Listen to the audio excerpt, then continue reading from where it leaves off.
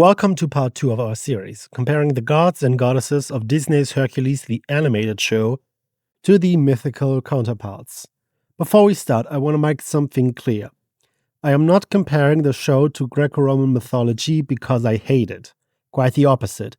I grew up with both the movie and the TV show. Being a student of archaeology doesn't mean I can't enjoy a show where Homer, Hercules, and Alexander the Great are all contemporaries that live at the same time. Because this show never sets out to be historically accurate. It's made to be a comedy for children and teens. Now let's actually start. Apollo, voiced by Keith David, appears in 12 episodes total, but speaking in only 2 of them, and only has one major appearance. Apollon is the god of prophecy, art, music, healing, bringer of plagues, archery, and knowledge. In the show, we see him as the TMV closes when Apollo pulls his chariot across the sky and that life-giving orb we call the sun sets for another day, which is right about now. No, actually, that's Helios. He's in the movie, this guy over there. Apollon is not the god of the sun. Apollo rises in the east to bring the happy sun to Greece. Well, okay. Apollon was later syncretized with Helios. And Phobos Apollo, meaning Apollo the Bright, is one of his most common epithets, so we can give it a pass. Let's see how they introduce him once he loses the sun. Deciding vote. Why, let's see, it's Apollo, god of the blank. Oh. Yeah, so in the show, Apollo is the god of the sun and nothing else. The first ever doctor doesn't mention him, the muses don't mention him, he never wields a bow, and the Oracle of Delphi does have sun decorations, but also planets, moons, stars, and ice. So yeah, that's not Apollo here. In fact, Helios never appears in the show, even though he is in the movie, and both of his sisters are referenced in the show. Aurora, goddess of the dawn, comes through again. So Apollo fills completely his role and nothing else. The Colossus of Rhodes is the only example of us even confirming that Helios might exist. He does have a lyre, so that's something. Apollo also has the ability to shrink the sun, or maybe he has like a smaller secondary sun, although I wouldn't be sure why he would have that. We also see that just like Helios, he can see everything that goes down on Earth once it's daytime. But yeah, if his other domains came through, if they were ever referenced, I might have been more forgiving, but no, 0 points in domain. I wonder, how did Fenrir eating the sun affect Apollo? Did it affect Ra? I am Ra, sun god of Egypt. Actually, this is a theory for another video. Let's stop the side tangent. Apollon, probably due to his few appearances, is rather low in personality. He appears annoyed by Icarus, constantly flying too close to the sun, something we know he tells the other gods about. What's with him? Who, Icarus? Flew too close to the sun. Oh, you're the kid Apollo told me about. What were you thinking, son? He is petty enough for cursing Midas for not liking his music, and when he learns Hades and Zeus bet on the Elysian fields, he stops the sunset for it. He stopped the sunset! So he seems to be an alright guy at least.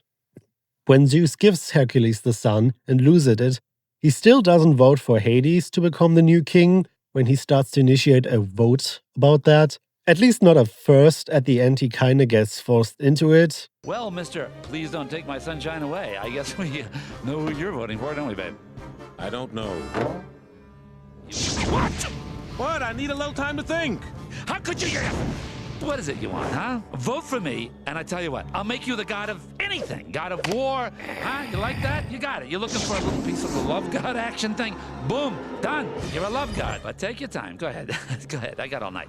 I, Apollo, must regretfully cast my vote Again with the regretfully. What am I, that bad a guy? for the new Lord of Olympus. I'm gonna give him 1 point for personality. Apollon's 2 most important symbols are his lyre and his bow and quiver of arrows. I already mentioned that he does have a lyre, but we never see him with a bow or even any sorts of arrows. Apart from that, Apollon is a beardless man with medium-length hair and purple skin. He wears a helmet, cloak, sandals, and red tunic. Apollon is a youthful god, eternally young, so he doesn't have any facial hair, something both in the art as well in the literature about him and poetry. The longer hair is also accurate, since young boys didn't cut their hair until they reached maturity. He doesn't have a helmet, instead wearing a laurel wreath on his head, and he does wear a cloak quite often. Altogether, appearance 2 points. Apollo's mother Leto does not show up in the show, and Zeus is not his father. This is of little surprise since Leto is a very unimportant goddess, and Zeus only has one son, Hercules. But the fact that his twin sister, or sometimes just sister Artemis, is never brought up in any relation to him is weird, since they're more of a dynamic duo often. We see them having one conversation in the background in the show, but that doesn't really count because all sorts of gods talk in the background of the show. Though there is a statue of him in the region of Lycia, they never mention that it is Apollo or bring it up in any sorts of dialogue, which is why I really like it as a background detail, because Lycia is one of the most important centers for worship of Apollo, Artemis, and Leto together. His son Asclepius is mentioned in the show, though he never appears, and in fact, Hippocrates is basically him, since he uses his pen, and he is the first ever doctor. His main relationship with Hercules is uneasy, since after Hercules couldn't get a prophecy in Delphi like he wanted, he stole a tripod of the oracle, and the god got into a fight with him. The show Apollo seems fine enough with Hercules. His closeness with Hermes or his many love affairs are all missing. He does play games with Ares, Athena, and Trivia. No, Trivia, do please tell us. We simply can't go on without knowing. Just throw the ball. I have started wars that have taken less time than this game. Throw it! Fine. I'm only trying to stimulate your minds, people. How does he do that?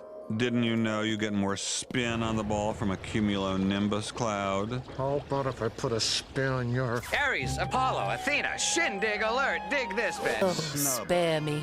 I do not want to go to one of Hades' gloomy parties. Talk about eternal torment. What's the point of belly aching? You know Zeus is gonna make us go. But yeah, he doesn't really have any relationships with anyone that are accurate, so 0 points. In the first episode of the show, Hercules takes the place of Phaethon, son of Helios, who asked his father to ride the sun chariot for a day.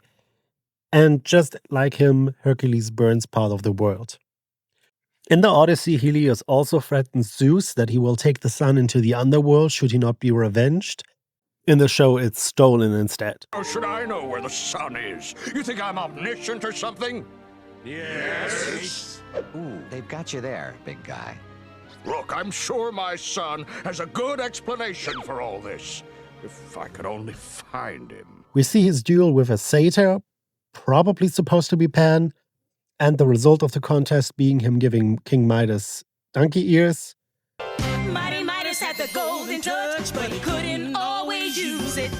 It appears his ears were made of tin when forced to face the music.